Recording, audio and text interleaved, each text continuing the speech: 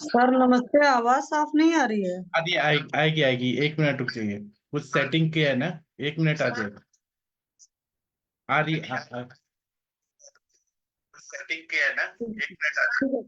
ठीक है सर। आ रही सेटिंग किया है ना, 1 मिनट आ जाएगा। ठीक है सर।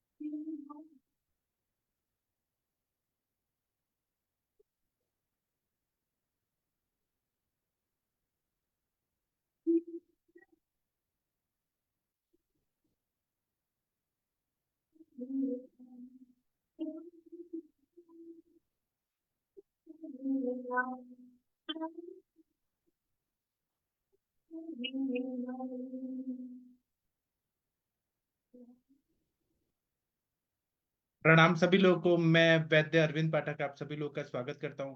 हम लोग तंत्र युक्ति देखेंगे। तंत्र युक्ति जो है यह आयुर्वेद का बहुत ही इंपॉर्टेंट टूल है। जो हमारे शास्त्र लिखे गए हैं उनको पढ़ना समझना बहुत जरूरी होता है। तो मैं आप लोगों को तंत्र युक्ति से रिलेटेड बातें ही बताऊंगा जो आप लोगों को काम आने वाला है। बस मुझे 1 मिनट का टाइम दीजिए, स्क्रीन शेयर करना है। तो उसके लिए मुझे थोड़ा सा 2 मिनट का टाइम दीजिए। और तंत्र युक्ति कितना है आप शशि मैम बता सकती हैं? सर इसमें क्या बोलते हैं, 32 है सुश्रुत के हिसाब से। चरक की 36 है। उनकी भट्टार भाव प्रकाश की 40 है, उसमें दो जोड़कर भट्टार हरिश्चंद्र की उतनी है, 42 हो जाएगी। तो जी, मेनली ये है। सही बताया आपने। तो हम ना तंत्र युक्ति ही देखने वाले हैं एक एक करके। बस 1 मिनट का टाइम दीजिए। ये शेयर करने के लिए थोड़ा मुश्किल हो रहा है।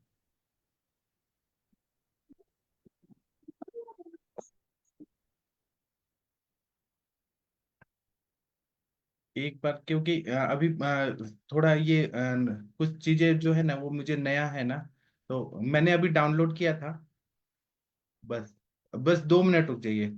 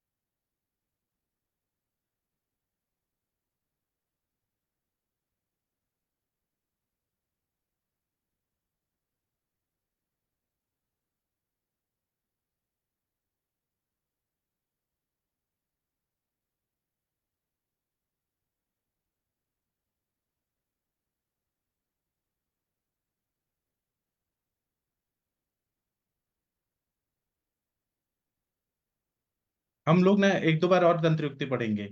पहले मैं आज जो पढ़ा रहा हूँ उसको ध्यान दीजिए।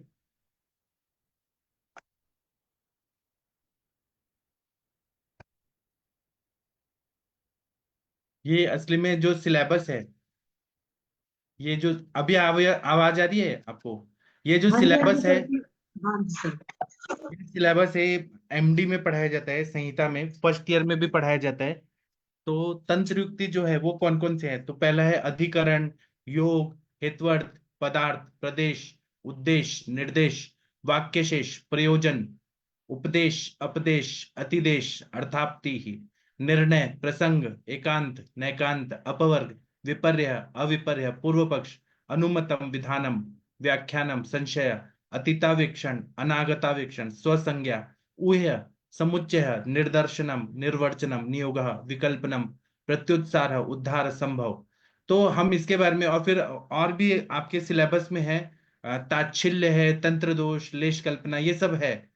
तो हम यहाँ पे जो मेन मेन चीजें हैं वो मैं बताता हूँ। चरक में कौन सी बोली है और सुश्रुत में कौन सी बोली है, यह तो आप कर ही सकते हैं। अभी मैं आपको इससे बताता हूँ। पहले तंत्र युक्ति अगर हम देखेंगे तो उसकी परिभाषा क्या है कि शास्त्र को युक्तियों, शास्त्र में जो युक्तियां प्रयोग की गई हैं जिसको पढ़ना मतलब इजी होता है। चरक संहिता ऐसे ही नहीं लिखा है, उसमें तंत्र युक्ति का प्रयोग करके लिखा गया है। तो उनकी युक्तियों को तंत्र युक्ति कहा जाता है। तंत्र मतलब साइंस, युक्ति मतलब उसको पढ़ने के लिए जो योजना किया जाता है। इसलिए बोला है कि तंत्रस्य युक्तस्य तंत्र युक्त्या। तंत्र युक्ति का शब्दार्थ निम्न होता है कि त्रायते शरीरम अनेनेति तंत्रम शास्त्रम चिकित्साम च तस्य युक्तयो योजना तंत्र युक्त तथा अधिकृत्य कृताध्यायस्ततम। मतलब सुश्रुत उत्तर स्थान में 65 नंबर का जो श्लोक है उसमें दूसरी नंबर की टीका में ऐसा बताया है कि जिसके द्वारा शरीर की रक्षा होती है उसे तंत्र कहा जाता है। मतलब ऐसा साइंस जो शरीर की रक्षा करने के लिए बनाया गया है। सुश्रुत संहिता में, सुश्रुत संहिता जो है वो शल्य चिकित्सा का प्रधान ग्रंथ है। तो वहां तंत्र शब्द का मतलब है कि शल्य चिकित्सा। अब यहाँ चिकित्सा मतलब सर्जरी भी हो सकता है और चिकित्सा काय चिकित्सा भी हो सकता है। तो जो शास्त्र हमारे पास है उसमें जो युक्ति प्रयोग किया गया है पढ़ने के लिए उसको तंत्र युक्ति कहा जाता है। तो शास्त्र की जो युक्ति या योजना है उसे तंत्र युक्ति कहते हैं। शास्त्र की योजना, किस तरह से शास्त्र लिखा गया है उसको समझना पढ़ना, उसको युक्ति कहा जाता है। तो ये योजनाएं दो तरह की होती है। एक होती है वाक्य की योजना, मतलब इसके अंतर्गत वाक्यों की योजना जो है वो व्याकरण आदि की दृष्टि से इस प्रकार किया जाती है कि पदों का योग ऐसा है, मतलब वो पद कैसे लिखे गए हैं, श्लोक कैसे लिखे गए हैं, उसी तरह से उसको हम किस तरह से पढ़ें। और कुछ कुछ चीजें हैं, अनागतावेक्षण, अतीतावेक्षण, आगे बताया जाएगा, ऐसे कुछ कुछ चीजें हैं। तो इन सब का बहुत ज्यादा उपयोग हमारी संहिताओं में किया गया है। तो हम वही अभी देखने वाले हैं। तो इसी तरह से अगर हम लोग देखें तो चरक संहिता में 36 तंत्र युक्तियां हैं, यह हम लोग को मालूम है। और तो शब्द युक्ति कैसा है, अर्थ युक्ति, शब्द युक्ति मतलब शब्दों की योजना कैसे किया गया है, और अर्थ युक्ति मतलब अर्थ योजना कैसे किया गया है। आयुर्वेद अग्निवेश का जो तंत्र है उसमें एक एक शब्द एक एक पद जो है वो सार्थक है। तो जब जैसे कि आयुर्वेद का ज्ञान कहाँ होगा इस तंत्र में, जब बोला है ध्यान है चक्षुषा, मतलब उन्होंने ध्यान लेके योगज प्रत्यक्ष से ऋषि मुनि लोगों ने जब आयुर्वेद का ज्ञान प्राप्त किया तो ध्यान है चक्षुषा ऐसे बोला गया है। इसी तरह से तो इसका हम लोग तंत्र युक्ति का जो एप्लीकेशन है वो हम लोग और बाद में पढ़ेंगे। अब हम एक एक तंत्र युक्ति देखते हैं। चरक संहिता में टोटल 36 तंत्र युक्तियां हैं। सुश्रुत के हिसाब से 32 तंत्र युक्तियां हैं। भट्टार हरिश्चंद्र करके हैं, उन्होंने 40 तंत्र युक्तियां बताई हैं। फिर से रिपीट करता हूं, चरक संहिता में 36 तंत्र युक्तियों का प्रयोग किया है। सुश्रुत संहिता में 32 तंत्र युक्तियां बताया है। और भट्टार हरिचंद की बुक में तंत्र युक्तियां 40 बताई है। तो इसमें जो है पहला है अधिकरण तंत्र युक्ति। अधिकरण का मतलब है कि कोई हम किसी का, जैसे हम अध्याय का नाम रखते हैं, जैसे कि दिनचर्या अध्याय। अधिकरण का मतलब हो गया कि वो जब हम दिनचर्या बोलते हैं तो पूरा चीजें उसी में आ जाती है कि दिन में क्या क्या करना चाहिए सुबह से शाम तक। इसीलिए ऐसा बोला है कि तंत्राधारो अधिकरण तात्पर्य यत्र तिष्ठति। मतलब अधिकरण का मतलब यह है कि उसकी तात्पर्य वो बताता है। तंत्रा अधिकरणम तदधिकृत्य प्रवर्तते, मतलब तंत्र का अधिकरण उस चीज का, उससे रिलेटेड जो भी बातें बता रही है, जिस विषय को अधिकार रूप में कहा गया है उसे अधिकरण बोलते हैं। जैसे कि आप लोगों ने भैषज रत्नावली ग्रंथ पढ़ा होगा, उसमें क्या बोला है, चक्षु रोगाधिकार, वृक्क रोगाधिकार। मतलब वृक्क रोगाधिकार जब बोल रहे हैं तो किडनी से रिलेटेड जितना भी चीजें हैं, टॉपिक है, वह सब उसमें आ जाता है। चक्षु रोगाधिकार मतलब आंखों से रिलेटेड जो भी चीजें हैं वह सब अधिकार ऐसे में बोला है, मतलब उससे उस रिलेटेड टॉपिक को बताया गया है, वो उसका अधिकार है। इसी तरह से अधिकार अधिकरणम नाम इयम अधिकरण कृत्य प्रवर्तते, कर्ता यथा विघ्न मुदा तथा यदा रोगा इत्यादि। मतलब इन्होंने ये बोला है कि, और पहला अध्याय जो है चरक संहिता का वो क्या बताया है, अथा तो दीर्घ जीवत्यम अध्यायम, मतलब दीर्घ जीवन का अधिकृत्य करके जो अध्याय बताया गया है। दीर्घ जीवन, कलयुग में 120 साल 5 दिन की आयु बताई है। कलयुग में ऐसा दीर्घ जीवन होना चाहिए। दूसरे युगों में हजारों साल की आयु होती थी, लेकिन कलयुग के लिए 120 दिन 120 वर्ष 5 दिन की आयु बताई है। तो दीर्घ जीवन का कल्पना किया गया है। उससे रिलेटेड जो भी चीजें बताई हैं कि सुबह कैसे उठना चाहिए, क्या करना चाहिए, क्या नहीं करना चाहिए, इंद्रियों को कैसे, हीन योग अति योग मिथ्या योग नहीं होना चाहिए, सम्यक योग होना चाहिए, दोष धातु मल अच्छे होने चाहिए, ये सारी चीजें साम्य अवस्था जो बताई है वो दीर्घ जीवितम अध्याय में बताई है। और चिकित्सा भी हम दोष धातु मलों को साम्य अवस्था में लाते हैं, यही चीज है। तो अधिकृत अधिकरण जो तंत्र युक्ति है, आपको समझ आया? शशि मैडम जी आप कृपया बोलेंगे इस टॉपिक पे, आपको समझ आया? समझ में आया सर जी, सर समझ में आया, अच्छा समझा रहे सर। हाँ। पढ़े जी अब सर, ये आप कभी नहीं भूलेंगी। हाँ जी, हाँ जी सर। अभी और सर देखिए, एक सेशन डाल दीजिएगा आप अपना यूट्यूब पर भी। यूट्यूब पे भी डाल दूंगा, ठीक हाँ, है। फिर उसको रिवीजन करना रहे तो इंसान सुनता रहता है ना, रिवाइज होता रहेगा। हाँ, अभी देखिए जैसे कि इन्होंने बोला है, अथा तो दिनचर्या मध्याह्न व्याख्या से थी, दिनचर्या के अध्याय को ध्यान में रखते हुए व्याख्या की गई है, व्याख्या कर रहे हैं, तो मतलब दिनचर्या का अधिकरण ये है। इसी तरह से अष्टांगम अधिकृतम हृदयाख्यम सर्वम शास्त्रम प्रवर्तितम। अष्टांग काय बाल ग्रह ऊर्ध्व शल दर्शना जरा वृषयी, ये 8 अंग है, इसको ध्यान में रखते हुए जो शास्त्र बताए गए, वो मतलब हमारा चिकित्सा का वो अष्टांग है वो, आयुर्वेद का। इसी तरह से अध्याय अधिकरणम, अध्याय का अधिकार क्या है, हर अध्याय के नाम बताए गए, मतलब उसका अधिकार है उस विषय को। अधिकरण मतलब उस विषय से रिलेटेड जो बातें किया जाता है उसको अधिकरण बोला जाता है, ठीक है। और यहाँ पे लास्ट लाइन देखिए, कायाधीना धारीकृत्य तद रोगो अपशमनी चिकित्सा प्रवर्तते, मतलब काय आदि को धारण करके, मतलब उसके अधिकार से, और उससे रिलेटेड जो भी बीमारी है शमन करने की जो चिकित्सा करते हैं, उसको हम लोग ये बोलते हैं, मतलब काय चिकित्सा बोलते हैं, है ना। अब इतना, अब मैं और डीप में नहीं जाऊंगा, आपको अधिकरण चीज समझ गया, अब आप पेपर में लिख हाँ सकते जी, हैं हाँ और जी समझ सर। सकते हैं। हाँ जी, हाँ जी सर, जी सर। डीप सर में ये पढ़ना है तो मैं पूछना इस था, पे एक और लेक्चर लूंगा, दो सर तीन एक और और लेक्चर पूछना- लूंगा, ये एक एक श्लोक का अर्थ बताऊंगा, लेकिन वो बाद में, पहले मेन मेन की क्या है, ठीक है। दूसरा है सर ये योग, योग बुक तंत्र कौन युक्ति। सी है? जी बोलिए मैम। ये बुक कौन सी है? ये बुक का पीडीएफ दे दूंगा ना अभी मैं, लेकिन ये नहीं, पूरा डॉक्टर संस्कृत का में नाम है। क्या है? ये मुझे अभी स्वप्निल जी ने दिया पीडीएफ, अच्छा, तंत्र युक्ति की बुक है ये, तंत्र युक्ति की, लेकिन अच्छा, संस्कृत अच्छा। में है बुक, संस्कृत में ओके। है। आप पदार्थ विज्ञान का जो भी बुक है उससे भी पढ़ सकते हैं, जो मैं पढ़ा रहा हूँ रिवीजन करने के लिए। तो हम्म। द्विवेदी जी की बुक जो है पदार्थ विज्ञान की, उससे, या रामरक्ष पाठक जी की बुक है, उससे भी आप देख सकते हैं यही चीजें, हाँ, ये ठीक है। बहुत अच्छी बुक है सर जो आपके पास है इस वक्त। हाँ, तो ये स्वप्निल जी को बोलिए, वो आपको पीडीएफ दे देंगे, आप लिख दीजिएगा, वो दे देंगे जी आपको। सर, ये थैंक यू सर। संस्कृत में है, एक एक शब्द का अर्थ चाहिए तो बहुत टाइम लगेगा, लेकिन मुझे कवर करना है, 36 तंत्र युक्तियां बताना है, इसलिए मैं जल्दी जल्दी बता रहा हूँ। इसको फिर और डीप में पढ़ेंगे बाद में टाइम पे। योग तंत्र युक्ति का मतलब क्या होता है, कि जब विषय बोध के लिए जब समीप के या दूरस्थ पदों को एक जगह एकत्रित किया जाता है, उसको योग कहते हैं। योग मतलब जोड़ना, अथ योगा पदानाम एव, मतलब जो पदों को जोड़ते हैं उसको योग बोलते हैं। जब बोलते हैं रोगस्तु दोष वैषम्यम इति, मतलब रोग जो होता है दोषों का विषमता होता है, तो तेन रोगो अपि रोगस्य हेतु, रोग ही रोग का कारण होता है। यथा ज्वरो रक्त पित्तस्य, ज्वर जो है वो रक्त पित्त का कारण है। जब बहुत ज्यादा हीट बढ़ जाएगा, बहुत ज्यादा हीट बढ़ जाएगा और उसको ट्रीट नहीं किया जाएगा, तो रक्त पित्त का वो कारण होता है। रक्त पित्तस्य वा ज्वर स्थिति में कहा, रक्त पित्त भी ज्वर का कारण होता है। रक्त पित्त ज्यादा रहा बॉडी में, बहुत ज्यादा उष्णता बढ़ा तो ज्वर का कारण होता है। इसलिए योगो नाम योजना, योग जो है वो योजना को कहते हैं। और किसी वाक्य में विपरीत रूप से पास पास या दूर दूर के पदों का अर्थ है यथोचित रूप से समझने की दृष्टि से एकीकरण करना योग कहलाता है।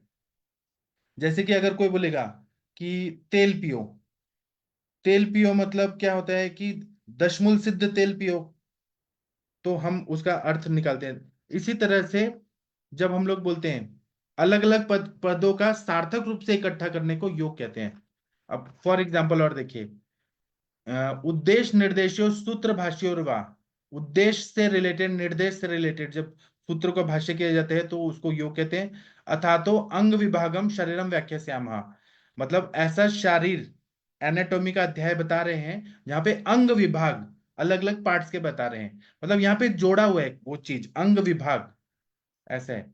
इसी तरह से जब हम बोलते हैं कि शिरो अंतराधि द्वौ बाहु शक्ति निज समासतः षडंग मंगम, 6 अंग कौन से हैं, तो सिर है, 2 हाथ है, शक्ति है, 2 पैर है, ये सबको मिला के शरीर बनता है, अंग प्रत्यंग। तो ये सब जब जोड़ जोड़ के बनाया गया है चीज, शरीर, अंग प्रत्यंग, तो फिर इसी तरह से युक्तिर्वा योगा, ठीक है। तो आपको योग समझ गया, नहीं समझा तो फिर पूछिए। जी सर, जी सर, समझ में आ रहा है सर। हाँ, अभी यहाँ पे एक और एग्जांपल दिया है कि जब हम लोग ये प्रतिज्ञा हेतु दृष्टांत, उपनय और निगमन, इससे हम पंच वाक्यार्थ पढ़ते हैं, कि प्रतिज्ञा करते हैं, कोई हाइपोथेसिस बनाते हैं कि पर्वतो वहनीमान, पर्वत पे अग्नि है। फिर क्यों अग्नि है, हेतु फिर निकालते हैं, दृष्टांत देते हैं, जैसे कि रसोई घर में अग्नि है, वैसे ही वहां पे अग्नि हो सकती है, यत्र यत्र धूमः तत्र तत्र वह्नि। फिर उपनय लेके फिर निगमन से उसको प्रूफ करते हैं कि जो प्रतिज्ञा में है वो सच है। तो यहाँ पे ये 5 वाक्यों का योग किया है, जोड़ा है, तभी हम उसको सिद्धि कर सकते हैं, हाइपोथेसिस को प्रूफ कर सकते हैं एग्जाम्पल देके। तो इसीलिए योग, जोड़ना, इसको हम योग बोलते हैं। ये दूसरा तंत्र युक्ति हो गया। ठीक है। फिर आता है हेतवर्थ। बहुत ही इंपॉर्टेंट है हेतवर्थ। हेतवर्थ का मतलब है कि किसी अन्य वाक्य के उच्चारण करने से दूसरे अर्थ का समाधान हो जाए, उसे हेतवर्थ बोलते हैं। जैसे कि कहा जाए कि मिट्टी का पिंड जल से आर्द्र हो जाता है, उसी प्रकार बोला जाए कि उड़द दूध आदि द्रव्य से व्रण आर्द्रता युक्त होकर क्लेद युक्त हो जाता है। तो जब हम मिट्टी और पिंड का उदाहरण देते हैं, तो जैसे कि एग्जाम्पल दिया कि व्रण है, व्रण, उसमें पानी पानी कैसे जमा हो रहा है, तो एक चीजें बता के बताया कि मिट्टी का पिंड जो है, मिट्टी में अगर हमने पानी डाला, मिट्टी का ढेला लिया गोल और उसमें पानी डाला, तो गीला गीला हो जाएगा। उसी तरह से जब उड़ीद और दूध हमने ज्यादा सेवन किया, अभिसंधी चीजें ज्यादा खाया, तो व्रण में पानी पानी हो जाता है, क्लेद युक्त हो जाता है, तो व्रण बढ़ जाता है। इसको बोलते हैं हेतवर्थ। तो हेत्वर्थो नाम यद अन्यत प्रस्तावोक्त वोक्तम अन्यत्रापि तथैव वापत्यते। मतलब हम कुछ और चीजों का एग्जाम्पल देके यहां पर हम उसको समझा रहे हैं। इतना समझ आया आपको शशि जी मैडम? सर, जी हाँ, सर, जी सर। मतलब किसी अन्य वाक्य के उच्चारण करने से, जैसे कि आप बोलेंगे कि पढ़ाई नहीं करोगे तो आप ऐसे बन जाओगे, आतंकवादी बन जाओगे, पढ़ाई करोगे तो हम किसी और एग्जाम्पल से वो चीजों को यहाँ साध्य बता रहे हैं। जैसे कि मिट्टी का पिंड में पानी डाला तो गीला हो जाता है, उसी तरह से अगर शरीर में उड़ीद और दूध का ज्यादा सेवन किया गया तो उससे आद्रीभूत होके क्लेद युक्त हो जाएगा। ये एग्जाम्पल देके हम लोग बताते हैं। तो यहाँ पे हेतवर्थ किसी और वाक्य से यहाँ पे हम लोग यहाँ पे वो चीजों को सिद्ध करते हैं, समझाते हैं। ठीक है। और किसी को अगर मेरी बात नहीं समझ आ रही है तो आप बोलिए, मैं और उसको सिंप्लीफाई करके बताऊंगा। समझ आ रही है आपको? ठीक है। फिर आता है पदार्थ। पदार्थ का मतलब क्या होता है कि पदार्थस्तु यह एके अपि भिन्नम अर्थम प्रकाशयेत। मतलब पदार्थ में अलग अलग एक बात कहते हैं तो उदाहरण देके अलग अलग बातें हम बताते हैं। जैसे कि एक पद या दो पद या अनेक पदों के अर्थ को पदार्थ कहते हैं, है ना। तो अब जैसे बोलते हैं कि यहाँ पे एग्जाम्पल दिया है कि कोष्ठा क्रूरो मृदु मध्यो मध्यः, कफोत्तर कोष्ठः समकोष्ठोपि मध्यः, अत्र मध्य पदस्य न भेदः। मैं आपको सिंपल लैंग्वेज में बता रहा हूं कि मतलब एक पद या दो पद या अनेक पदों के अर्थ जब हम बताते हैं तो इसका मतलब क्या हो गया कि वो पद का अर्थ बता रहे हैं हम लोग। ये एक तंत्र युक्ति हो गया। ठीक है। आगे बढ़ते हैं। प्रदेश। अगर कोई चीज नहीं समझ आ रहा है मुझे रोकिए। प्रदेश का मतलब ये होता है कि जब हम लोग प्रकृत अर्थ का अतीत अर्थ से साधन प्रदेश कहते हैं। जैसे एक बात का उदाहरण देके हम लोग कहते हैं कि यह व्यक्ति पहले यह कार्य कर चुका है, इसलिए यह भी यह कार्य कर ही लेगा। तो वहां पे हम लोग उस प्रदेश का करते हैं। जैसे कि फॉर एग्जाम्पल कालार्थे त्यादो काला शीतोष्ण वर्षा लक्षणा। मतलब काल जो होता है वो शीत भी होता है, उष्ण भी होता है, वर्षा भी होता है। और इन अर्थ जो होते हैं शब्द, स्पर्श, रूप, रस, गंध, ये इंद्रियों के अर्थ होते हैं।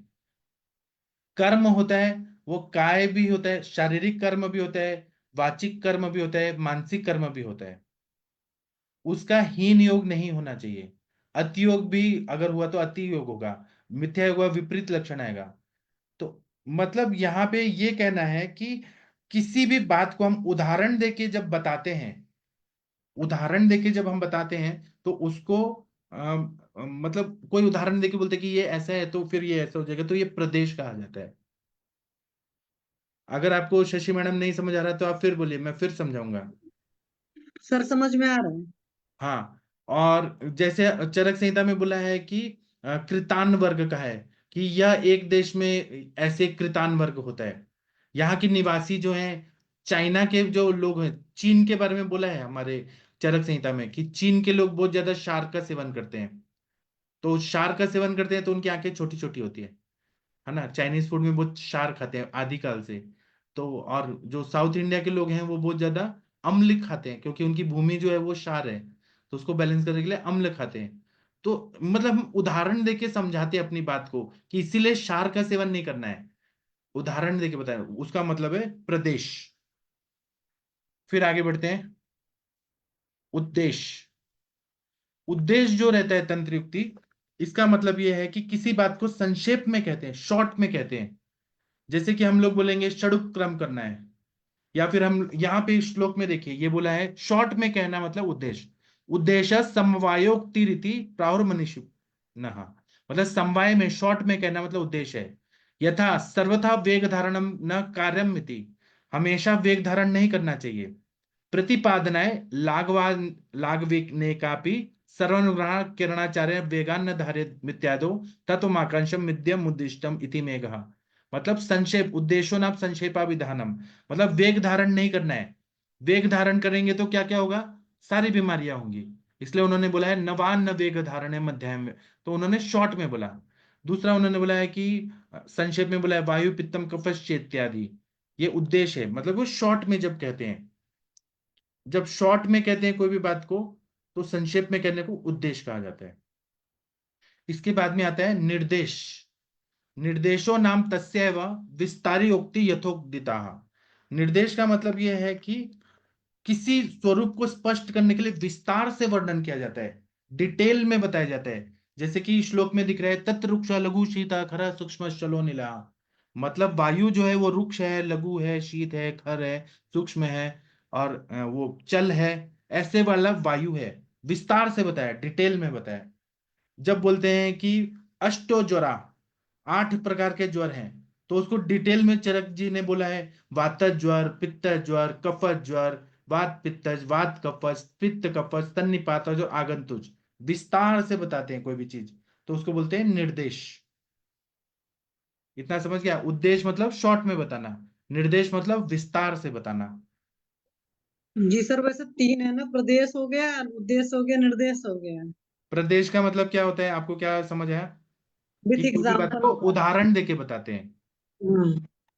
एक में डिटेल बताना, एक में शॉर्ट में बताना, एक में फिर एग्जाम्पल दे देना, यानी प्रदेश और बड़ा हो गया। हाँ, प्रदेश को एग्जाम्पल से बताते हैं। जैसे कि बोलते हैं कि शशि मैडम ने नस से लिया तो उनको नींद आने लगी, उनका स्वास्थ्य लाभ हो चुका है, इसीलिए आप भी ऐसा दवाई लीजिए तो आपको फायदा होगा। हम एक एग्जाम्पल देके बता रहे हैं। जहां एग्जाम्पल देके बता रहे हैं उसको बोलते हैं प्रदेश। जहां पे जी सर। शॉर्ट में बताते हैं कि आप नस से ले लो, उसके बहुत फायदे हैं, नस से ले लो, तो उसका होता है शॉर्ट में बताना उद्देश्य। निर्देश मतलब डिटेल में बताना कि हम नाक में डालेंगे, वहां पे तर्पण होगा, वहां पे फिर वो स्नेहन होगा, वायु का शमन होगा। जब डिटेल में बताते हैं उसका मतलब है निर्देश। ठीक है। अब आपको कोई डिफिकल्टी है तो आप पूछिए। नहीं नहीं सर, सब ठीक है, आगे बढ़े। हाँ, अब आगे बढ़ते हैं। अब है वाक्य शेष। बहुत ही इंटरेस्टिंग है। मैं जो बता रहा हूँ ना, आप एक इसको ध्यान में रखेंगे ना, फिर आप जब पढ़ेंगे तो आप कभी नहीं भूलेंगे। मैं जो बता रहा हूँ शॉर्ट में बता रहा हूँ। वाक्य शेष का मतलब है कि किस वाक्य में कोई पद नहीं किया गया है, मतलब वो वाक्य पूर्ण नहीं हुआ है, उसका कोई भाग रह गया है, वाक्य शेष रह गया है, तो उसको हम लोग वाक्य शेष बोलते हैं। वाक्य शेषो नाम यस्मिन सूत्रे लाघव विकेनार्थात गम्यमानम अनुक्तम पूर्णातम अध्याय ह्रियते तत्र घात खानी देहस्मिन। मतलब मैं आपको शॉर्ट में बताता हूँ, कुछ चीजें रह जाती हैं बोलने के लिए। जैसे कि उन्होंने शब्द नहीं लिखा है लेकिन उसका अर्थ हम समझ लेते हैं, खुद से समझ लेते हैं। जैसे मैंने कभी कहा कि मैं सुबह लेक्चर नहीं लूंगा, तो आप लोग समझ लेते हैं कि कुछ प्रॉब्लम है इसलिए नहीं लेते हैं। वो मुझे पूरा क्लियर बताने की जरूरत नहीं होती, उसको वाक्य शेष बोलते हैं। जैसे कि कोई शब्द न लिखने पे उसका अर्थ ज्ञात हो जाता है, भास हो जाता है कि उसका मतलब क्या है। तो अभी जैसे कि एग्जाम्पल यहाँ पे दिया है कि जब इन्होंने बोला है तत्खात खानी देह अस्मिन इति भवन्ति वाक्य शेषा आप्या रसा जिह्वा रस क्लेदा, मतलब जब हम भावार्थी तद्विग्रहार्थ वाक्य मतलब मैं आपके समझ है इस तरह से मैं बता रहा हूँ, कंफ्यूज नहीं कर रहा हूँ, रुकिए मैं बताता हूँ।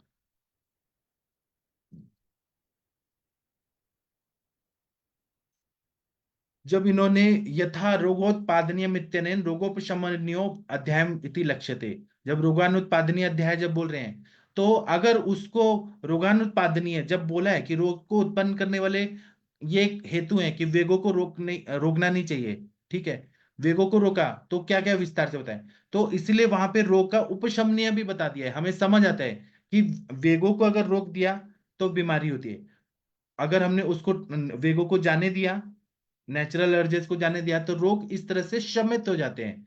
मतलब वो डिटेल में बताने की जरूरत नहीं, वो हमें रोगोत्पादनीय शब्द से ही समझ आ रहा है। तो ये होता है वाक्य शेष। लघु शब्द बोला है लेकिन कुछ बातें रह जाती है बोलने की, लेकिन उन आचार्य लोग ये समझते हैं कि आप लोग इंटेलिजेंट है, आप बाकी बातें खुद समझ जाओगे, ठीक है। इतना समझ गया शशि मैडम, वाक्य शेष। ये वाला थोड़ा सा और एग्जाम्पल इसका मतलब लिखने के लिए बताइए। वैसे तो समझ गए, कोई बात कहें उसमें कुछ बात रह जाती है, समझ लेते हैं। हाँ, जैसे रोगोत्पादनीय जब अध्याय बोला है, तो हम्म। रोगोत्पादनीय रोगों को उत्पन्न करने का क्या कारण है, तो 13 आधारणीय वेगों को रोकना।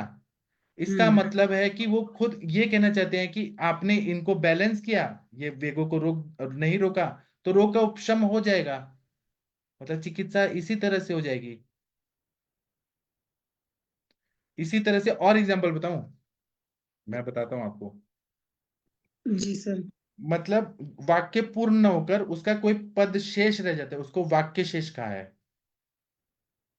मतलब किस वाक्य में कोई पद नहीं कहा गया है, कुछ चीजें अपने आप को खुद समझ आ जाती है हम लोग जो बोलते हैं।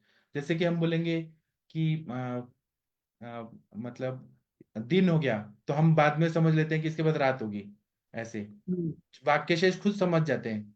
यहाँ बहुत ज्यादा दुष्काल है, पहले बहुत अमीर था अब दुष्काल है, कुछ चीजें हम बता देते हैं, कुछ ऐसे हो जाते हैं। मतलब जैसे अमेरिका बहुत अमीर है, मतलब अमीर देश है, मतलब वहां पे गरीबी नहीं है, हम समझ जाते हैं अमीर है, ऐसे ऐसे जी। वाक्य शेष। फिर इसके बाद आता है, मैं फिर पढ़ाऊंगा, अभी मैं बेसिक पढ़ा रहा हूँ शशि जी मैडम। सर। जी अब जब सर। जी। रिवीजन होगा ना, तो मैं और एक किताब से पढ़ाऊंगा, दूसरे किताब से पढ़ाऊंगा, तो आपको और अच्छे से समझेगा। आप ऐसे मत घबराइए कि एक ही बार में हो गया, इसको और मैं अच्छे से बताऊंगा। प्रयोजन, प्रयोजन का मतलब क्या होता है कि किसी वस्तु की प्राप्ति की इच्छा से प्रवृत्ति होती है प्रयोजन। जैसे कि है कि वेदांत दर्शन लिखा गया है, अथा तो ब्रह्म जिज्ञासा, पहले उन्होंने लिख दिया कि अब ब्रह्म की जिज्ञासा हो रही है, और फिर पूरा वेदांत दर्शन लिखा है कि ईश्वर कौन है, ईश्वर क्या पेड़ है, ईश्वर क्या गणेश जी है, ईश्वर क्या पीपल का पेड़ है, ईश्वर कौन है। तो मतलब जहां पे कोई प्रयोजन से इच्छा की प्रवृत्ति होती है, उसको प्रयोजन बोलते हैं। हम किस लिए वो चीजें पढ़ रहे हैं, प्रयोजन क्या है। हम आयुर्वेद का चरक संहिता पढ़ते हैं, उसका प्रयोजन क्या है, धातु साम्यम क्रिया च उक्ता तंत्रास्य प्रयोजनम, मतलब धातु साम्य क्रिया करना, यही तंत्र का प्रयोजन है। इसी तरह से है स्वस्थ से स्वास्थ्य रक्षणम आतुर से विकार प्रशमनम च, मतलब स्वस्थ व्यक्ति का स्वास्थ्य की रक्षा करना, और आतुर है उसके विकार का प्रशमन होना, यही स्वस्थ मतलब यही चिकित्सा का प्रयोजन है, आयुर्वेद का प्रयोजन है। प्रयोजन मतलब किस इंटेंशन से हम कर रहे हैं, इंटेंशन। ठीक है मैम, इतना समझ गया। हाँ जी, हाँ जी सर। मैं बाद में फिर पढ़ाऊंगा आपको, यही रिपीट होगा तब और मजा आएगा समझने में। अभी ये बेसिक जी। पढ़ के दिमाग में जाने दीजिए। उपदेश, उपदेशो नाम आप्त वचनम, उपदेश मतलब जो हमारे आचार्य लोगों ने आप्त वचन का है उसको उपदेश कहते हैं। हम लोग बोलते हैं ना कि ये जमदग्नि ऋषि ने, हमारे जमदग्नि सर ने उपदेश किया, आप्त वचन है। हमारे नानल सर ने ये बोला, मतलब वो आप्त वचन है, उसको उपदेश कहते हैं। जैसे कि उपदेश हमारे ग्रंथों में क्या बोला है कि रात्रि में जागरण नहीं करना चाहिए, दिन में नहीं सोना चाहिए, रात को दही नहीं खाना चाहिए। क्यों नहीं खाना चाहिए, उसका अर्थ हम लोग निकालते हैं, लेकिन वो उपदेश है, आप्त वचन है। मैं ये सर सारे लेक्चर रिकॉर्ड हो रहा है ना? क्या लेक्चर रिकॉर्ड हो रहा है ना? रिकॉर्ड हो रहा है, फेसबुक पे जा रहे हैं और ये यूट्यूब में भी जाएगा। हाँ जी, हाँ जी, क्योंकि फिर रिवीजन करना आसान रहेगा ना। फिर रिवीजन कर, अभी तो आप दिमाग में जाने दीजिए, दिमाग में जाएगा, फिर जब मैं और अच्छे से बताऊंगा। और मैं आपको, मैं असली में निकाला था वो हिंदी वाला, वो मुझे अभी मिल नहीं रहा, फिर मैं थोड़ी देर का बाद फिर पढ़ूंगा 7 बजे। तो वो हिंदी वाला करेंगे ना, तो उसके नोट दूंगा आपको, एक एक श्लोक और हिंदी वाला नोट्स, तो आपको समझ आएगा। ये तो मैं अपने टैलेंट से बता रहा हूँ आपको, लेकिन एक नहीं सर, नोट्स तो भी ये मैंने। समझ में आ रहा है ना, खुद से पढ़ने में उतना क्लियर नहीं होता ना। हाँ, लेकिन जो मैं नोट्स दूंगा ना, उसको आप एक बार पढ़ेंगे तो आपको सब चीज क्लिक होगा। नोट्स से फिर पढ़ाऊंगा 7 बजे आज, फिर पढ़ाऊंगा। ठीक है। अभी हम एक ही चीज को पढ़ेंगे, लेकिन अच्छा से समझ आना चाहिए। ऐसे नहीं कि जल्दी जल्दी पढ़ लिया, कुछ समझ ही नहीं आया। उपदेश आपको शायद समझ गया मैम। हाँ जी सर, उपदेश का मतलब आप्त भोजन हो गया। हाँ, अब इसमें डिफिकल्टी नहीं है। अपदेश, अपदेश का मतलब क्या होता है कि किसी कार्य के कारण को स्पष्ट किया जाता है, कि इस कारण से ऐसा हो गया, उसको अपदेश कहते हैं। आपको समझ आ रहा है? जैसे कि कारण कार्य मतलब किस कारण से क्या कार्य हुआ, कार्य हाँ, कारण नहीं कह सकते ना इसको तो। हाँ,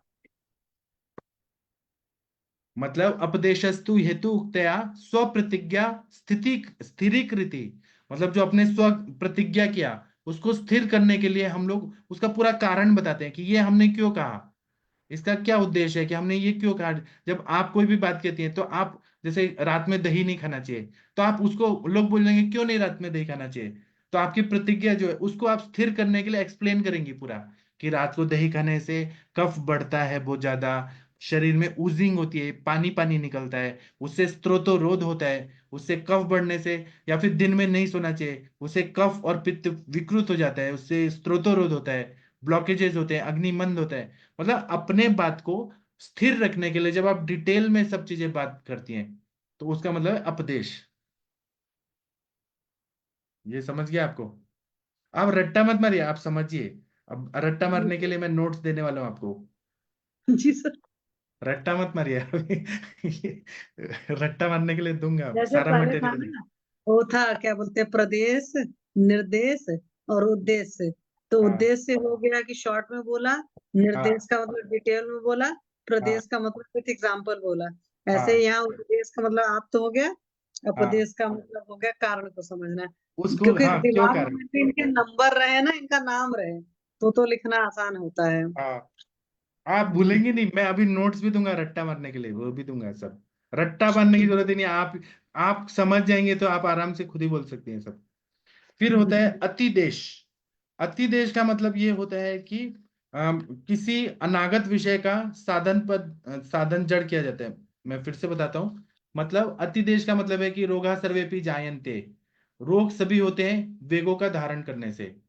तो इसका मतलब ये है कि अनुक्त अर्थ का ज्ञान प्राप्त कर लेना। मतलब वो उन्होंने बोला नहीं है, रोगा सर्वेपि जायन्ते जब बोल रहे हैं, तो इसका मतलब है, मतलब वेगों को धारण करना, उसका और डिटेल में हम लोग और अर्थ अच्छे से और डीप में निकालते हैं। इसको अतिदेश बोलते हैं, और विस्तार से।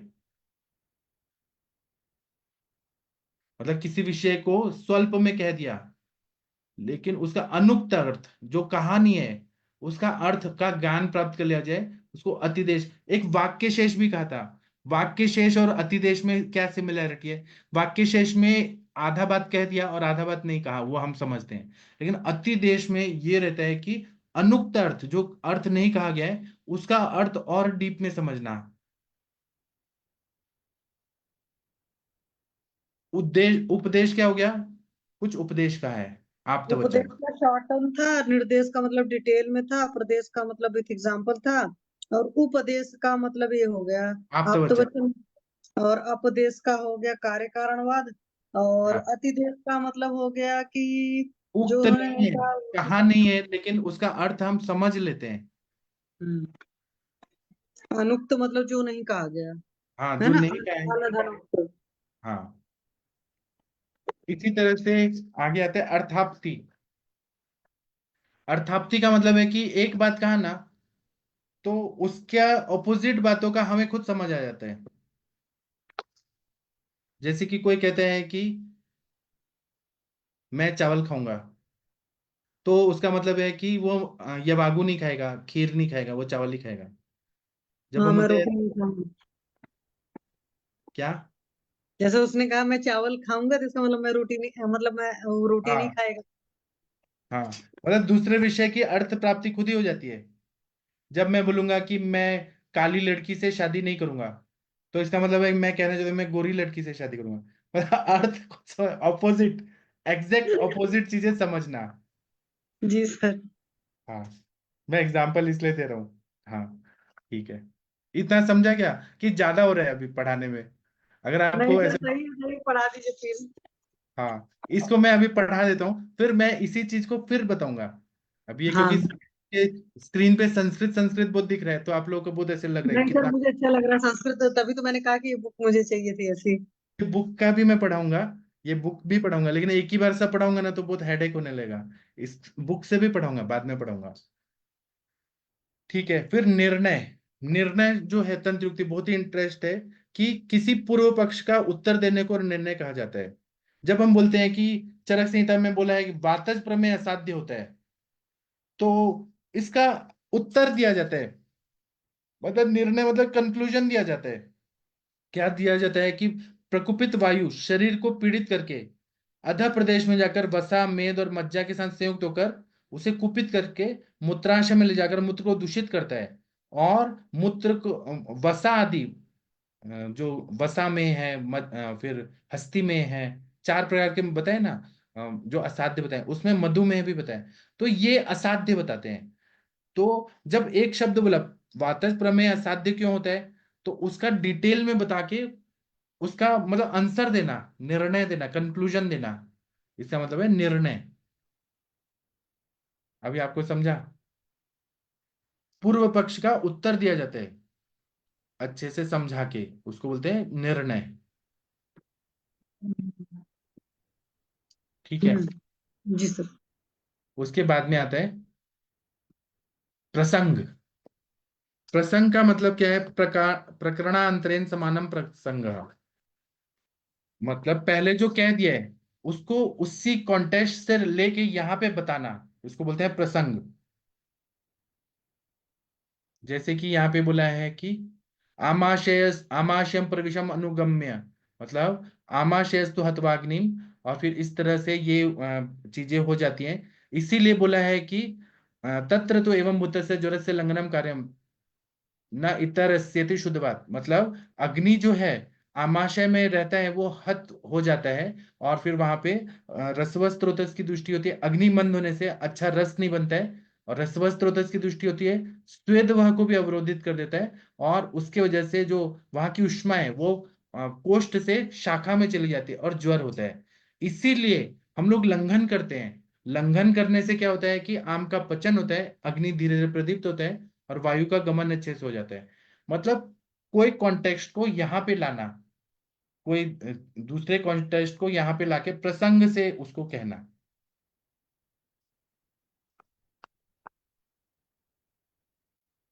ठीक है। सर ये फिर से समझाइएगा। मतलब कोई चीज हमने पहले कहा है, कोई चीजें हमने पहले कहा है, तो जब लंघन का महत्व बताते हैं, लंघनम स्वेदनम कालो ये वाकुस तिक्त पोरसा, तो वो पहले वाला कॉन्टेक्स्ट को प्रसंगवत यहाँ पे लाना। प्रसंग पूर्व मुक्तानाम भूयोपि प्रतिपादनम, पहले जो उक्त चीजें हैं यहाँ पे फिर से प्रतिपादित करके उसको समझाना। मतलब कॉन्टेक्स्ट, रेफरेंस टू कॉन्टेक्स्ट ऐसे बोलते हैं ना। रट्टा मत मारिए, उसको समझिए, मैं फिर से बताने वाला हूँ ये सब चीजें। जी सर, जी सर। एकांत का मतलब है कि एक पक्ष के बारे में बताना।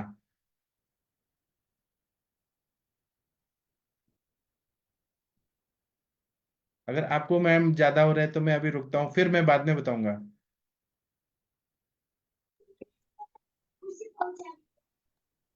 ये सारी चीजें मतलब समझने में थोड़ा डिफिकल्ट है। आपको ज्यादा हो रहा है क्या मैम, सच बताइए। नहीं नहीं सर, ठीक है, पर एक्चुअली बच्चे भी हैं इसलिए थोड़ा सा वो कर रहे थे डिस्टर्ब। अच्छा। सर बिल्कुल समझ में आ रहा है सर, आप बोलते रहिएगा प्लीज, अच्छा लग रहा है सर। हाँ, मैं अभी ये दो तीन तंत्रुक्ति अभी छोड़ता हूँ, बाद आगे का मैं पढ़ाता हूँ, फिर मैं आपको फिर बताऊंगा ये चीजें, और मैं नोट्स भी दूंगा आप लोगों को।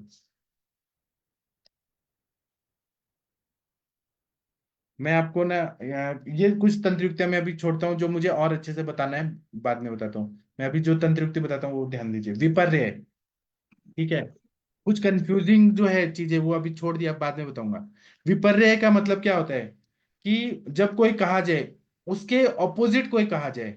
जैसे कि हम लोग बोलते हैं कि कोई क्रुश है, अल्प प्राण वाला है, डरपोक है, तो ये जो है दुष्चिकित्से है, मतलब इसको ठीक करना बहुत मुश्किल होता है। ऑपोजिट बातें हम बोल के समझाते हैं। तो इसका मतलब क्या होता है कि जो लोग दृढ़ है, साहस युक्त है, वो सुचिकित्से है।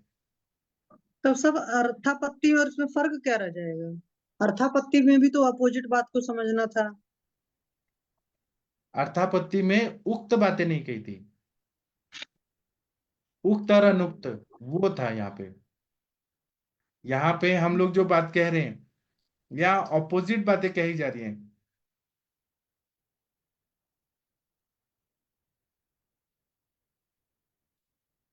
तो जब हम अपोजिट बातें कहते हैं ना, तो उसकी शंका का संशय जो है वह भी क्लियर हो जाता है। जैसे कि क्रुश है, अल्प प्राण है, डरपोक रोगी है, वो दुष्चिकित्सा है। हम समझेंगे वही चीजें अर्थाप्ति जैसे ही समझेंगे, लेकिन यहाँ पे क्लियर हो जाती है वो बातें, को क्लियरेंस हो जाता है दिमाग में। तो यहाँ पे विपर्य हुआ। हम्म। एक जैसी बातें हैं ना, एक जैसी तंत्र युक्तियां हैं ना, मैं अभी छोड़ता हूँ, मैं फिर बताऊंगा। थोड़ा थोड़ा भी दिमाग में जाने दीजिए, फिर मैं फिर बताऊंगा तो आपको याद हो जाएगा। पूर्व पक्ष, इस पे आते हैं। पूर्व पक्ष जो है, किसी विषय का आक्षेप करते हुए प्रश्न करना। जब हम कोई क्वेश्चन पूछते हैं, तो जैसे बोलते हैं कि किसी ने आक्षेप दे के पूछा कि चार प्रकार के वातज प्रमेय असाध्य होते हैं, तो आक्षेप पूर्वक प्रश्न किया जाए उसे पूर्व पक्ष कहते हैं। दूध के साथ मछली नहीं खाना चाहिए, आक्षेप करके प्रश्न पूछ रहे हैं, तो इसको हम बोलते हैं पूर्व पक्ष। ठीक है, फिर आगे बढ़ाते हैं। मैं कुछ कुछ तंत्रिकता छोड़ रहा हूं, फिर मैं बताऊंगा। एक जैसी है लेकिन वो एक नहीं है। विधान, विधान का मतलब ये होता है कि जैसे प्रकरण के अनुपूर्वी क्रम से कोई वचन कहा गया। जैसे कि एग्जाम्पल दिया गया, जो हमारे आचार्य हैं ना, बहुत ही इंटेलिजेंट है। उन्होंने जैसे बोला 7 धातुएं हैं, तो वो एक क्रम से बताते हैं कोई भी चीजों को। जैसे 7 धातुएं तो कौन से हैं? रस, रक्त, मांस, मेद, अस्थि, मज्जा, शुक्र। इनका एक क्रम है, अनुपूर्वी क्रम है, इसको विधान। एक उन्होंने साइंस बता दिया, ये एक मतलब एक चीजें बता दी। इसी तरह से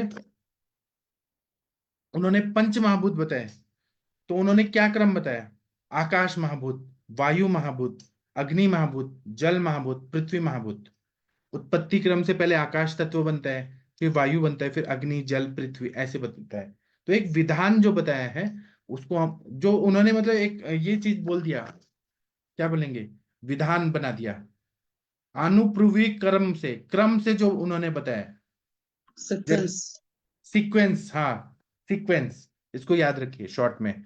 जैसे कि चरक संहिता में बोला है कि मल की वृद्धि के लक्षण क्या है, मल का क्षय का लक्षण क्या है, फिर मल की गुरुता के लक्षण क्या है, मल की लघुता के लक्षण क्या है, मल संग के लक्षण क्या है, मलोत्सर्ग अधिक के हुआ तो क्या होगा, मतलब ज्यादा अगर ये हुआ, मल का उत्सर्ग ज्यादा हुआ, अतिसार हुआ तो क्या हुआ। ये क्रम से जो चीजें बताई हैं, सीक्वेंस से बताइए, उसको बोलते हैं विधान। ठीक है, इसके बाद में जो कंफ्यूज करने वाले तंत्र युक्ति हैं वो मैंने छोड़ दिया है, मैं फिर बताऊंगा आपको। व्याख्या, व्याख्यान जो है, व्याख्यान का मतलब है कि किसी बात को विषय से अधिक वर्णन करना। मतलब जो हमें बोलना नहीं है, लेकिन कुछ लोग ज्यादा डिटेल में बताते हैं, ज्यादा ज्यादा ज्यादा बताते हैं, उसको बोलते हैं व्याख्या करना। जैसे कि यहाँ पे उन्होंने बोला है, पित्त विकारा पुनः ओशो प्लोशो दवो दवतु। मतलब पित्त विकार में ओश है, प्लोश है, मतलब जलना, बर्निंग होना, प्लोश होना, ओश होना, दवतु इंद्रियों में जलन होना। ये सब जो बताए ये सब आशुकारित्वा चिकित्साकारी, इनकी चिकित्सा तुरंत करनी चाहिए। पूरा डिटेल में बता रहे हैं, कोई भी चीजों को व्याख्या कर रहे हैं, डिटेल में बताना, इसको व्याख्या बोलते हैं। फिर आता है संशय। संशय नाम का जो तंत्र युक्ति है, इसका मतलब ये है कि किसी भी चीजों में वर्णन करने के वजह से संशय किया जाता है, असमान वश्यों के कारण संशय किया जाता है। जब बोलते हैं कि तल हृदय नामक मर्म पर आघात करने से प्राण नाश होता है, पाणीपाद का छेदन करने से प्राण का नाश नहीं होता है, तो इसमें संशय हो रहा है कि हम पूरी तरह से तो सहमत नहीं है कि हाथ काट दिया तो मृत्यु होती है क्या। लेकिन तल हृदय का मर्म पे आघात होने से प्राण नाश होता है, ऐसा जो है असमान विषयों का वर्णन करना संशय कहलाता है।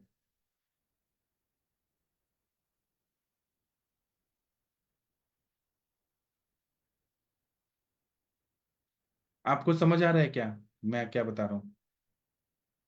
जी सर, बात मेरे थोड़े थोड़े वो हैं। अभी जैसे कि बोलते हैं कि जन्म के कारण बताएं, तो जन्म लेने के कारण बताएं माता पिता, ये तो कारण है।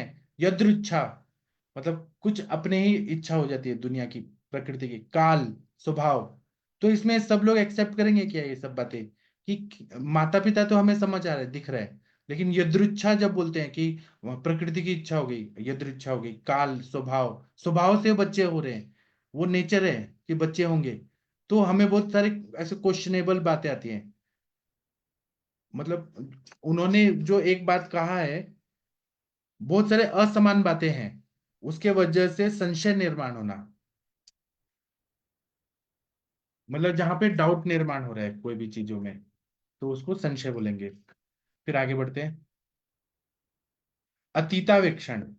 अतीतावेक्षण मतलब जब जो पहले बात कही गई है उसको, बात को फिर से स्मरण करना, अतिक्रांतावेक्षण या अतीतावेक्षण कहते हैं। मतलब पहले सूत्र स्थान में कोई बात कही, लेकिन जब हम चिकित्सा स्थान में आते हैं तो वहां की बात का यहाँ पे फिर से बोलना, यह अतीतावेक्षण है। अनागतावेक्षण का मतलब क्या होता है? इसके ऑपोजिट है अनागतावेक्षण। मतलब यहाँ पे जो बोला है वो आगे दूसरे अध्याय में बताएंगे, मतलब भविष्य के विषय का हम बोलते हैं, वहां पे हम बताएंगे, सिद्धि स्थान में बताएंगे, हम आपको कल्प स्थान में बताएंगे, तो वो होता है अनागतावेक्षण। अतीतावेक्षण मतलब पहले कह दिया है उसको यहाँ पे संदर्भ के साथ यहाँ पे बोलना। फिर है स्वसंज्ञा। स्वसंज्ञा मतलब खुद डिफाइन करना, कोई कोई बातों को स्वसंज्ञा दिया जाता है, मतलब किसी शास्त्रों से पृथक अपने शास्त्र के अनुकूल किसी वस्तु का नामकरण करना, स्वसंज्ञा देना। जैसे कि ग्रंथों में बोला है चार स्नेहों को महास्नेह कहा जाता है, अपना हमने उनको नाम दिया। स्वेदन के लिए जेंताक स्वेद, अपना नाम दिया उन्होंने। होलाक स्वेद, अपना नाम दिया। अपना जब स्व संज्ञा दिया जाता है तंत्र तंत्र में, तो उसको बोलते हैं स्व संज्ञा तंत्र युक्ति। जैसे रस पाचक रक्त पाचक ये सब नाम दिया। नाम दिया है, लेकिन वो ऐसे लिखा नहीं है वो कहीं पर भी लिखा नहीं है, वो नाम दिया है, वैद्यों ने हाँ, नाम। वो संज्ञा ही तो हुआ। हाँ, वो नाम दिया है, लेकिन असली में देखेंगे तो वो विषम ज्वर का सब चीज है। सतत ज्वर में काढ़े बताए। जी सर। हाँ, ठीक है, मैं आपको अभी ये चीजें ऊपर ऊपर पढ़ा रहा हूँ, जब मैं मेन पढ़ाऊंगा ना तो आप लोगों को और अच्छे से नोट्स भी दूंगा और अच्छे से बताऊंगा। इसको रट्टा मत मारिए, बस समझिए, रट्टा मारने के लिए दूंगा सब मटेरियल और फिर याद भी करा दूंगा। ऊहे, ऊहे का मतलब यह है कि किसी वस्तु को साक्षात नहीं कहा गया है, लेकिन बुद्धि से उसका तर्क करके उसको समझना पड़ता है ना, उसको डिटेल में बुद्धि से सोचते हैं। जैसे कि बोला है कि हम लोग चार तरह का खाना खाते हैं, भक्ष्य भोज्य लेह्य पेय। तो जब लेह बोलते हैं तो आप बोलेंगे कि कुछ चीज चाट के खाते हैं, लेह की तरह खाते हैं, कुछ पीने की तरह खाते हैं, तो उसमें ना बुद्धि तर्क लगाती है कि पीने वाली क्या क्या चीजें हैं, भक्ष्य क्या है, भोज्य क्या है, बुद्धि तर्क से उसको समझती है। उस जहां पे तर्क रहता है वहां पे ऊह्य रहता है। जब यहाँ पे बोला है कि गुरुणाम अर्ध स्वाहित्यम, मतलब गुरु पदार्थ को भी आधा पेट ही खाना चाहिए, तो हम तर्क लगाते हैं कि हम जैसे चना खा रहे हैं, चना का दाल का कुछ जैसे थाली पीठ बना रहे हैं, या चना दाल का कुछ पूरन पूड़ी बना रहे हैं, उसको आधा पेट ही खाना है, तो हम तर्क लगा रहे हैं कि वो किस तरह से बनाएंगे। वो गुरु है, लेकिन उसको आधा पेट ही खाना है, ज्यादा नहीं खाना है, नहीं तो वो तकलीफ देगा। समझा आपको? तो जब यहाँ पे हम लोग ऊहे लगाते हैं, मतलब बुद्धि की तर्क लगा के वो समझते हैं वो चीजों को। ग्रंथों में बहुत सारी बातें आई हैं जो हम तर्क से समझते हैं वो बातों को, कि आचार्य क्या कहना चाह रहे हैं। समुच्चय, समुच्चय जब का मतलब ये होता है कि यह और वह, इन सबको साथ में जोड़ना। मतलब एक ही विषय पे अनेक मत प्रकट किए गए हैं, या किसी विषय के लिए कहा गया है कि यह भी होता है वह भी होता है, लेकिन किसी का मत निश्चित नहीं है। जैसे कि कॉन्फ्रेंस हुआ था अपने संहिताओं में, बहुत सारी संभाषा हुई है, 6-7 संभाषा हुई है चरक संहिता में। पहली संभाषा कहाँ हुई है? तो आयुर्वेद लाने के लिए संभाषा हुई। फिर उसके बाद में गर्भ पे संभाषा हुई।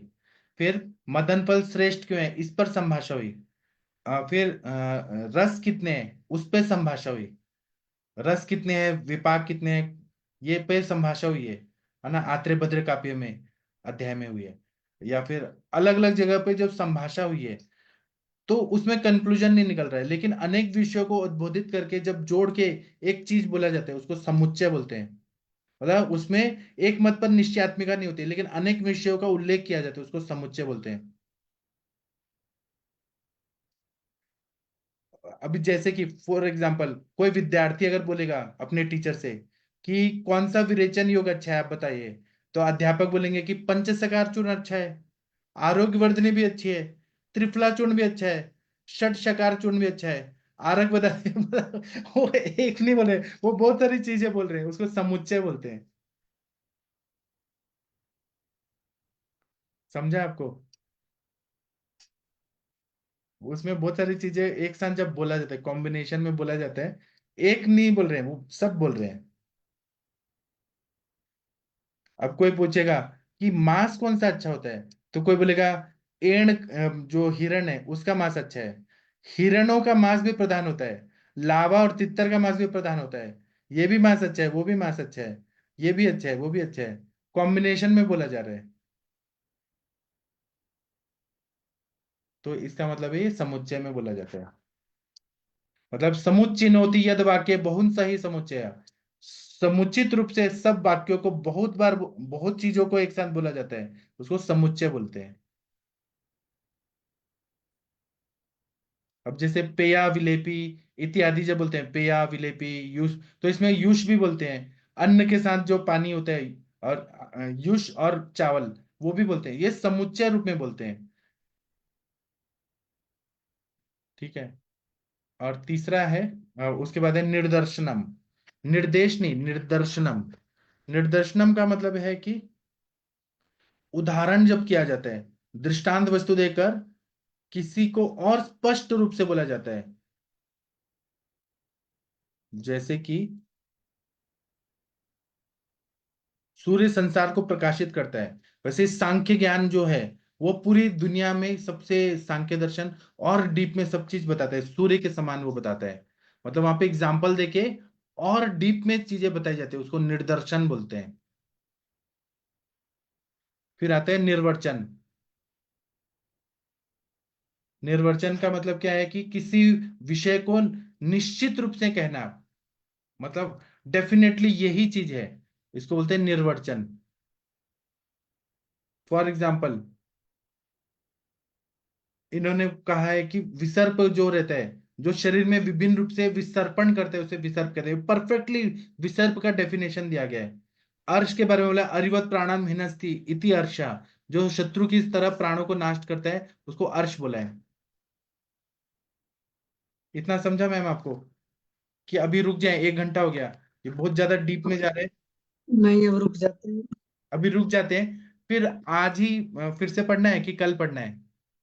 नहीं सर, आज ही फिर से पढ़ेंगे ना, तो उसी दिन रिवाइज कर लेंगे तो और ज्यादा अच्छा हो जाएगा हाँ, ना। तो मैं आपको नोट्स देता हूँ, ये भी दे देता हूँ, और वो जो हिंदी में है, ये चीजों का हिंदी में है, वो मैं नोट्स देता हूँ आपको, जो यहाँ स्क्रीन पे भी दिखेगा। 7 बजे मिलते हैं हम लोग, ठीक है? फिर रिवाइज जी हो जाएगा, याद हो जाएगा। जी सर, जी सर। थैंक यू, प्रणाम सभी लोग को। क्योंकि 1 घंटा हो गया, अभी हम ब्रेक लेके फिर पढ़ेंगे यही चीजें, फिर पढ़ेंगे और सिंप्लीफाई करके पढ़ेंगे, तो याद हो जाएगा, समझ आ जाएगा। ठीक है? जी सर, हाँ, thank you thank you, sir. प्रणाम।